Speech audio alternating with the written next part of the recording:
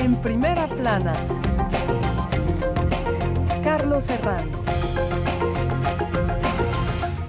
Bienvenidos en Primera Plana, un programa de Radio Francia Internacional y de France 24. Esta semana ponemos el foco en una de esas crisis derivadas de la guerra en Ucrania, la crisis de alimentos que repercute ya en varias zonas del mundo. Para ello, nos acompañan en este estudio Sabine Grandadán, periodista independiente especializada en Latinoamérica. Bienvenida, Sabine. Buenos días. John Cerezo es responsable de campaña humanitaria de Oxfam. Bienvenido, John. Muchas gracias, buenos días. Y nos acompaña también, en duples, a distancia, Jean-Pierre Dussolin, es investigador en ciencias económicas y experto en medio ambiente de la Universidad París-Este. Bienvenido. Buenas tardes, gracias por la invitación. La crisis de alimentos derivada de la guerra de Ucrania, hoy nuestro asunto en Primera Plana. Bueno, la guerra de Ucrania ha golpeado a los mercados energéticos del mundo. Ahora el planeta afronta y enfrenta una crisis más profunda, la escasez de alimentos. Una porción crucial de cereales como trigo, maíz o cebada del mundo están atrapadas a causa de la guerra, algo que también pasa con los fertilizantes y a eso se le suma los costes energéticos. El resultado es que se están disparando los precios de los alimentos. Ahora los economistas, las organizaciones de ayuda humanitaria y las autoridades gubernamentales están advirtiendo sobre las repercusiones. Más hambre en el mundo. Una de las últimas en hacerlo ha sido esta misma semana la secretaria del Tesoro estadounidense, Janet Yellen, que advertía que esta situación conduciría a 10 millones de personas más a la pobreza. Destaquemos algunas portadas. Diario Liberación, aquí en Francia. Crisis de alimentos, la espada de Damocles. Dice el rotativo que la guerra, además de la destrucción en Ucrania, puede producir grandes penurias en los países dependientes de estas materias primas.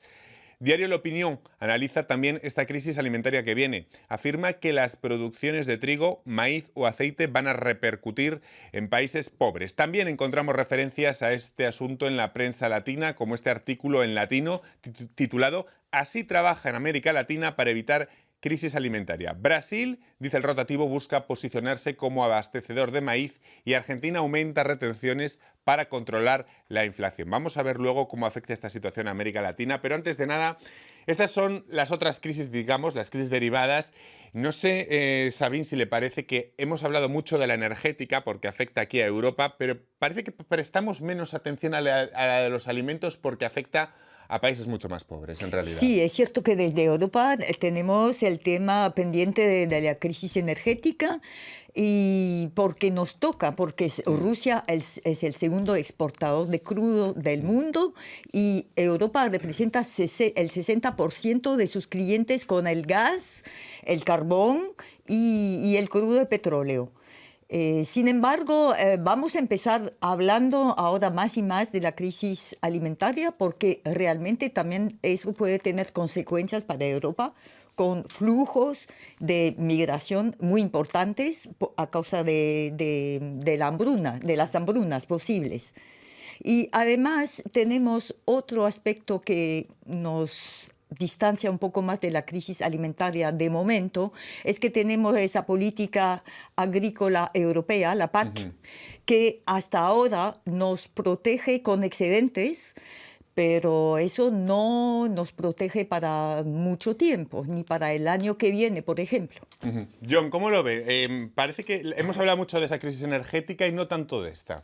Sí, ¿no? Además, añadiendo a lo que decía Sabine, efectivamente para nosotros desde un punto de vista humanitario y sobre todo pensando en aquellas crisis donde la tensión es más alta, estoy ahora mismo pensando en el Sahel Central, en el Cuerno de África, en Oriente Medio, ya estábamos en una situación preparatoria de una crisis alimentaria, es decir, de los últimos 2-3 años en la región de Sahel Central hemos multiplicado por 3 el número de millones de personas en inseguridad alimentaria. Ya estábamos preparándonos debido a los efectos del cambio climático después de temporadas de gran sequía en países como Somalia, como Eritrea, a una situación alimentaria terrible. Después de 2 años de COVID, el acceso y el transporte ya era más complicado y entonces la crisis ucraniana efectivamente viene a añadirse a una situación que ya era terriblemente complicada.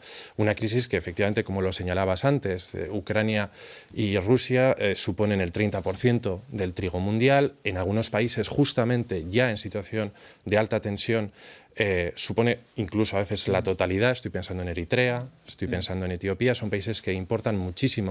Entonces, desde el punto de vista... o Egipto, con su dependencia al trigo ruso. En total hay una estimación de un total de 44 países afectados por la paralización del llamado granero de Europa, pero entre ellos hay que destacar algunas situaciones de países muy pobres y otros con conflictos internos a los que no prestamos tanta atención. No, me imagino que son estos que estábamos nombrando, sobre todo de África, ¿no? Sobre todo ahora, totalmente. Ahora mismo. Antes mencionábamos, antes de entrar en directo, estábamos mencionando el caso del Yemen. Es un caso que es tremendamente llamativo, ¿no? Ahí es donde...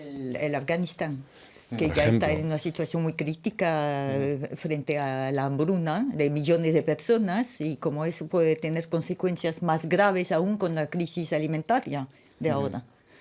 Vamos a conectar con Jean-Pierre Dussolin, investigador en ciencias económicas y experto en medio ambiente de la Universidad de París. La guerra en Ucrania ha golpeado a los mercados energéticos del mundo. Ahora el planeta enfrenta una crisis más profunda, como decíamos, la de la escasez de alimentos. Y le pregunto, señor Dussolin, ¿cómo se relacionan ambas crisis, la energética y la de los alimentos? Es relevante mencionar el mecanismo de transmisión justamente de los efectos del conflicto y las sanciones que ha impuesto Rusia sobre algunos países, lo que ha generado un shock sobre el suministro de energía, petróleo, alimentos e insumos agrícolas, por ciento. Por lo tanto, el gas es una materia prima crucial para la producción de electricidad y además es una fuente de energía fundamental en varios procesos industriales. En el caso del petróleo es más fácil encontrar otros proveedores, pero esto depende justamente de la geopolítica del conflicto. Y estas sanciones también afectan alimentos, y sabemos que Ucrania y Rusia son importantes productores de trigo, maíz y aceite de girasol, y según datos de la FAO, cerca del 45% de la producción de trigo mundial se concentra entre Ucrania y Rusia, y por lo tanto el resultado del embargo económico sobre rusos y bielorrusos podría, en consecuencia, disminuir la producción de alimentos y encarecer los productos y generar más inflación aún. Si vamos a algún país de Latinoamérica, por ejemplo Brasil, la cosecha del verano en septiembre y octubre aún no tienen suficientes fertilizantes, y sin fertilizantes, han informado las autoridades brasileñas, no hay forma de evitar que los precios de los alimentos sigan aumentando en los próximos meses. Claro, como decía el señor Dussolin, el embargo a Rusia afecta también a Latinoamérica por la falta de llegada de fertilizantes a Brasil, por ejemplo. Claro, como lo comentaba el señor, el Brasil, por ejemplo, depende a 80% de los fertilizantes rusos. Y a pesar de que Brasil se considera como una alternativa y una alternativa a Rusia y Ucrania por los granos para cultivar, también tiene muchas limitaciones en realidad con los problemas climáticos, el fenómeno La Niña, que se puede alargar, y sobre todo esa cuestión de producción de fertilizantes que hasta la fecha no existe realmente en Brasil y que quieren implementar ahora. Luego está en Argentina, también el caso de Argentina, claro, que también podría transformarse en un gran abastecedor en esta circunstancia. Argentina ya es uno de los mayores exportadores y productores de soya, de maíz, de trigo, de granos. Sin embargo, Argentina tiene un problema inmenso de inflación, claro, que está ahora a más de 50%, a un aumento de más de 50%. Y eso llevó al gobierno a implementar limitaciones a las exportaciones que vienen de trigo, precisamente, y también a crear como una bolsa de estabilización del precio del trigo, como para luchar contra la especulación sobre los precios del trigo y para contener la inflación interna, y también una medida para proteger las reservas internas de trigo. Y además el problema de Argentina, como lo mencionaba, es que ha vendido ya la cosecha de este año, está a 95% ya vendida. Así que no hay mucho de sobra. No hay mucho margen de maniobra. Las primeras estimaciones sugieren que al menos 10 millones de personas más podrían verse empujadas a la pobreza solo por el aumento de los precios de los alimentos. Lo ha dicho esta misma semana la secretaria del Tesoro estadounidense, Janet Yellen. ¿Qué se puede hacer ante ello, Jon? Yo creo que ya me estaba haciendo reflexionar justamente sobre varios de los elementos que podemos poner encima de la mesa y sobre todo desde nuestra posición como organización humanitaria pedir a los países qué más pueden hacer. Estamos hablando de... O sea, lo primero, voluntad política. Desde luego. Al final hay una cuestión también casi de reflexión general a proponer. No es una cuestión muchas veces de producción, de abastecimiento en sí, es una cuestión a veces de acceso, ¿no? En los espacios donde nosotros trabajamos, por ejemplo, es la limitante de un aumento del precio. Pensar que en países muchísimo más pobres que Francia la cesta de la compra puede costar 2-3 veces más es para darnos una idea. Pensar que, por ejemplo, antes comentaba el caso del Yemen, hay una crisis del carburante muy fuerte desde hace años, mucho antes de que la cuestión ucraniana estuviera encima de la mesa, y eso nos preocupa porque eso es limitar el acceso humanitario a personas que están hoy en día en situaciones extraordinariamente complejas. Entonces, desde luego, permitir un acceso de las poblaciones y países en situación más difícil a los stocks que puede haber alimenticios en el mundo, asegurarse de que la especulación no avanza y de que estamos hablando de alimentación en zonas de inseguridad alimentaria.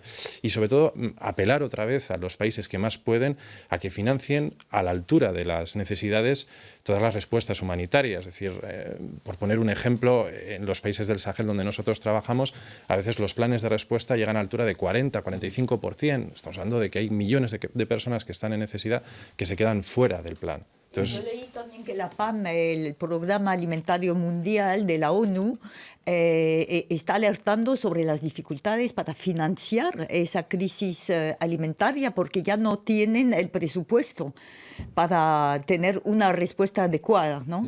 Sí, es triste, pero ya veíamos desde el triste. primer momento. Y apelan también precisamente Totalmente. a aumentar el presupuesto. Fíjense que la señora Yellen sugirió esta misma semana que los prestamistas con sede en Washington podrían proporcionar ayuda a las personas vulnerables, impulsar inversiones en agricultura y ordenar las cadenas de suministro para abordar las necesidades críticas como los fertilizantes. Es decir, habla en el fondo de acuerdos gubernamentales, de voluntad política, porque ordenar esas cadenas de suministro podrían paliar bastante la situación que hay en la actualidad. Desde luego, Pero que no haya son ningún tipo de cambios limitación. estructurales que van a tomar mucho tiempo. De momento no tenemos respuesta inmediata a la escasez del trigo, de los granos en general. Y bueno, hay una iniciativa que yo, me di cuenta de los organismos internacionales, como yo mencionaba, pero también de la UE, de la Unión Europea, que se está trabajando, no está llevada al cabo hasta ahora, pero es una iniciativa bajo propuesta de Francia para ayudar a los países que están muy dependientes del trigo, como Egipto, los países mediterráneos y también el norte de África, para ayudarles precisamente a implementar más políticas agrícolas, más bueno, es un esfuerzo de solidaridad, pero también de apoyo a largo plazo. Voy a hacer en este punto una breve pausa, pero enseguida volvemos hablando de la crisis de los alimentos aquí en Primera Plana. Hasta ahora.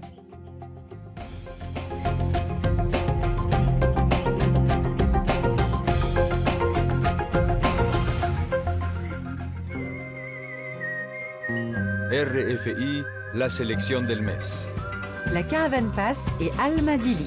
Maria, Maria Kalash, fais-moi la guerre, fais-moi l'amour. Danitza et Émise.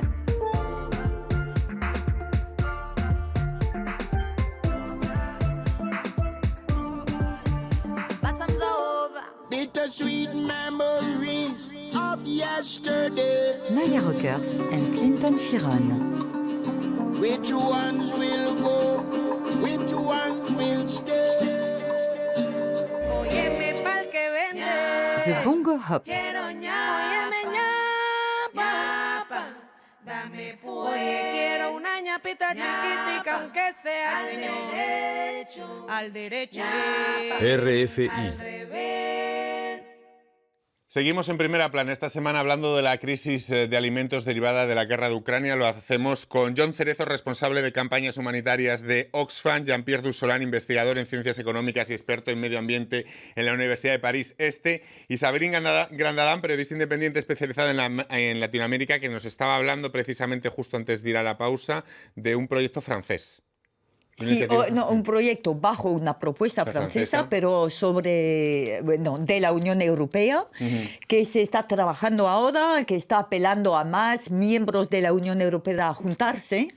Y el programa se llama FARM, y se trataría de 3 puntos, un apoyo, que, para mí el más importante, apoyo a implementar políticas agrícolas más evidentes en el cono norte de África, en los países mediterráneos y también en África, en el continente, apoyo al desarrollo con programas de implementación de fertilizantes, de granos.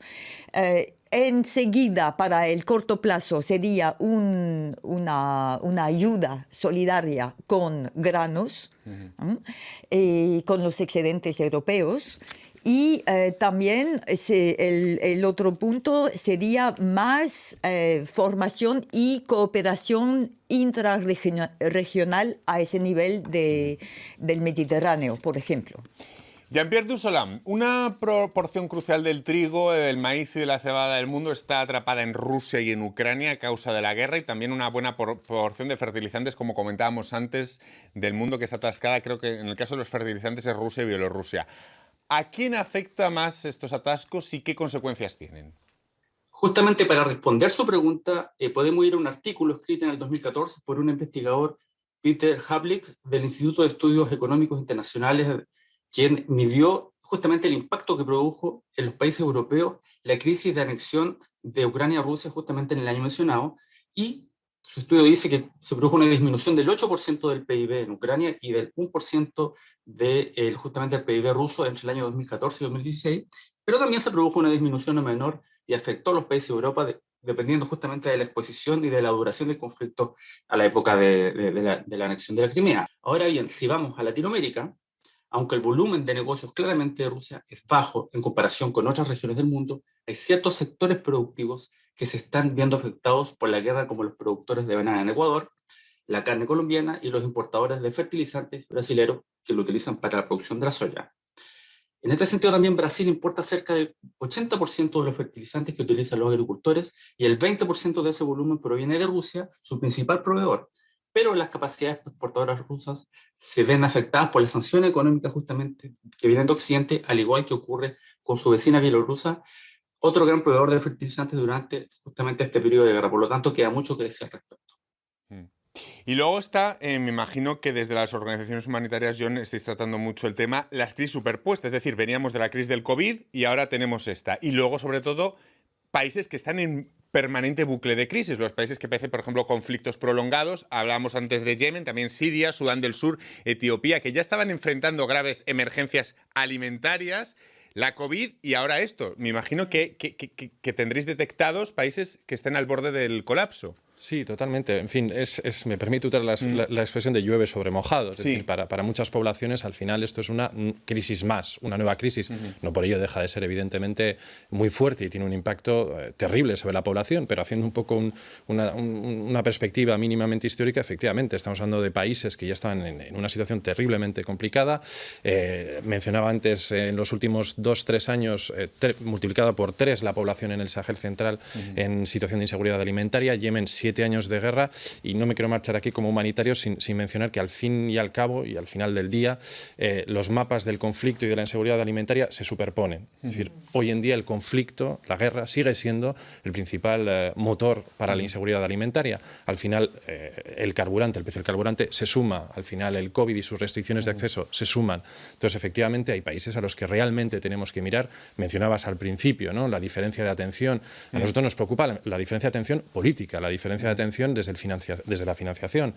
Al final hay una cuestión mediática, pero nosotros, a los países que a más veces pueden... va junta, ¿no? La mediática y la Totalmente, política. Una vez que los medios dan el paso, los políticos Van un poco de la mano, y la efectivamente. sociedad también, ¿no? Al fin y al cabo son vasos comunicantes. Totalmente, pero lo que sí que le podemos pedir más a los gobiernos es que sean más coherentes con los acuerdos internacionales, más coherentes con las necesidades que están expresadas claramente en todos los programas de ayuda humanitaria.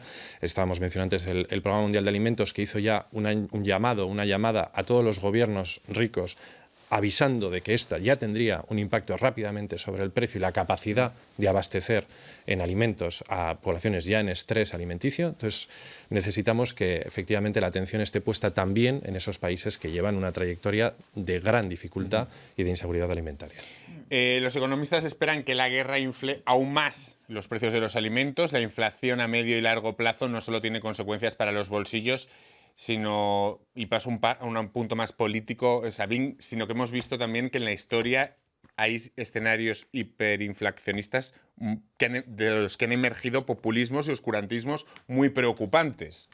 Sí, por supuesto. Y también otras consecuencias que son medidas proteccionistas, como que se puede entender, ¿no? Como en el ejemplo en el caso de Argentina ahora en la inflación que tiene desde ya años, pero también en Venezuela, por ejemplo, medidas de restricción de la economía a la abertura mundial.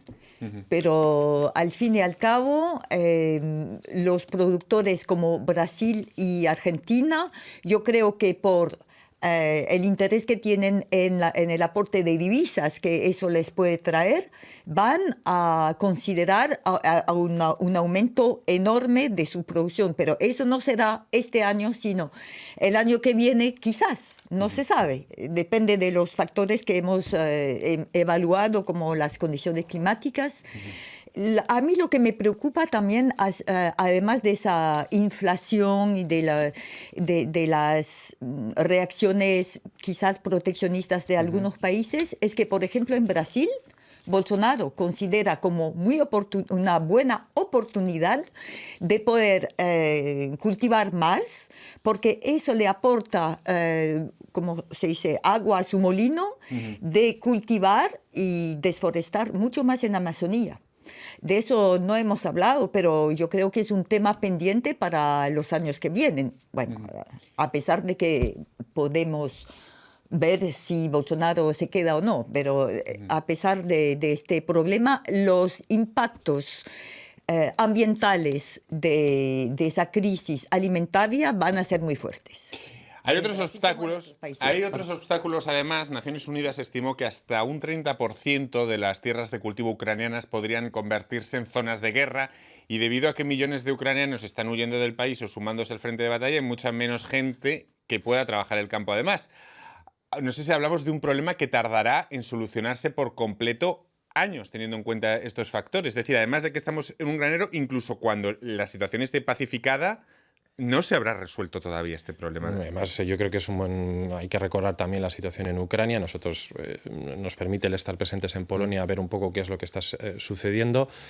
Hablábamos antes de cifras, es un poco complicado, pero hablamos de más de 5 millones de refugiados. Es una barbaridad en el tiempo que llevamos. Claro. Más de 12, 15 millones de personas dentro del país que están ya en situación de emergencia. Entonces, desgraciadamente, las lecciones nos dicen que los conflictos pueden tardar poco en empezar, mucho en solucionarse o en disminuir su impacto.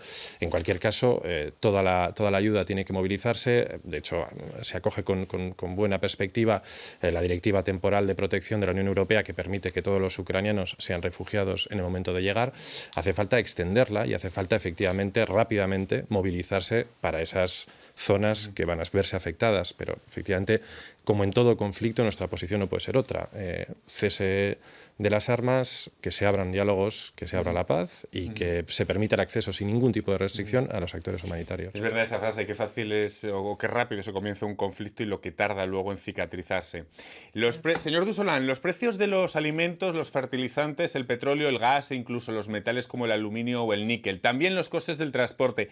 El desastre de esta crisis de alimentos pone al descubierto las consecuencias de una guerra en un escenario de globalización y de interconexión total de toda la economía. Es evidente que existen cadenas de suministro que están siendo afectadas, pero más allá de eso, la pregunta es qué tan rápido puede adaptarse la oferta a la demanda existente por alimentos e insumos utilizando este concepto de globalización, para evitar justamente el aumento del precio de los insumos a causa de la demanda. Esta velocidad de adaptación dependerá justamente de las coordinaciones políticas que se están haciendo en todo el mundo. Un ejemplo de esto son justamente las acciones tomadas por los ministros de Agricultura de las Américas en una reunión reciente de la OEA. Y también parte de estas acciones pueden tratar de reducir los efectos de los altos precios y buscar una salida para el sector agrícola. Por ejemplo, en Brasil se realizó una disminución de cerca del 34% del flete marítimo, o una parte del flete, teniendo en cuenta que una parte importante de los insumos importados por Brasil aprovechan justamente esta interconexión global de toda la economía. Desde hace tiempo, además, el aumento de los precios de los alimentos ha sido un catalizador de revueltas sociales y políticas en países pues, pobres, árabes, africanos, y muchos de ellos subsidian alimentos básicos como el pan para evitar este tipo de problemas. ¿Creen que pueden existir estallidos de este tipo a partir de la guerra en Ucrania, a partir de ahora? ¿Vamos a asistir a ellos? Es una amenaza, sí, ciertamente. Se pueden producir levantamientos como en el 2010 y incluso una nueva primavera árabe, como se produjo en esa época, y yo temo de que eso ocurra porque cuando vemos que Egipto, por ejemplo, con 100 millones de habitantes, como ya decimos, está dependiente a 60% del trigo ruso y ucranio, nos podemos preguntar cómo van a hacer, cómo a pesar de la solidaridad internacional, de programas de apoyo y todo lo que sea, no podemos resolver y compensar rápidamente la ausencia de cosechas de Ucrania ahora. Así que es una amenaza muy grande. Sí. ¿Estallidos sociales, John? Yo creo que, permitidme que me repita un poco, pero efectivamente son factores que se retroalimentan en cierto sentido. Donde hay conflicto hay una falta de acceso humanitario y una falta de acceso de las poblaciones en necesidad a esa ayuda humanitaria. Suele haber un aumento del precio del carburante y eso al mismo tiempo produce mayor tensión. Es decir, son factores que desde luego van de la mano uno del otro. Muchísimas gracias a los tres por habernos acompañado hoy. Me quedo ya sin más tiempo y a todos ustedes les esperamos la próxima semana aquí en Primera Plana. Gracias.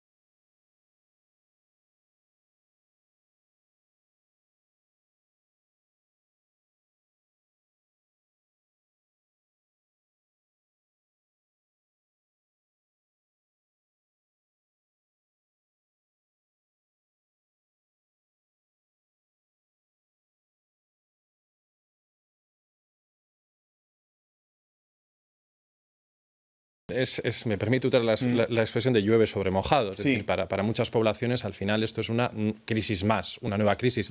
No por ello deja de ser evidentemente muy fuerte y tiene un impacto terrible sobre la población, pero haciendo un poco una perspectiva mínimamente histórica, efectivamente estamos hablando de países que ya estaban en una situación terriblemente complicada. Mencionaba antes, en los últimos 2-3 años, multiplicada por 3 la población en el Sahel central en situación de inseguridad alimentaria. Yemen, 7 años de guerra. Y no me quiero marchar aquí como humanitario sin mencionar que al fin y al cabo y al final del día los mapas del conflicto y de la inseguridad alimentaria se superponen. Es decir, hoy en día el conflicto, la guerra, sigue siendo el principal motor para la inseguridad alimentaria. Al final el precio del carburante se suma, al final el COVID y sus restricciones de acceso se suman. Entonces, efectivamente, hay países a los que realmente tenemos que mirar. Mencionabas al principio, ¿no?, la diferencia de atención. A nosotros nos preocupa la diferencia de atención política, la diferencia de atención desde el financiamiento desde la financiación. Al final hay una cuestión mediática, pero nosotros a los países A que veces más va pueden... junta, ¿no? La mediática y la Totalmente, política. Una vez totalmente. que los medios dan el paso, los políticos Van un poco de la mano, y la efectivamente. sociedad también, ¿no? Al fin y al cabo son vasos comunicantes. Totalmente, pero lo que sí que le podemos pedir más a los gobiernos es que sean más coherentes con los acuerdos internacionales, más coherentes con las necesidades que están expresadas claramente en todos los programas de ayuda humanitaria. Estábamos mencionando antes el Programa Mundial de Alimentos, que hizo ya una llamada a todos los gobiernos ricos avisando de que esta ya tendría un impacto rápidamente sobre el precio y la capacidad de abastecer en alimentos a poblaciones ya en estrés alimenticio. Entonces, necesitamos que efectivamente la atención esté puesta también en esos países que llevan una trayectoria de gran dificultad y de inseguridad alimentaria.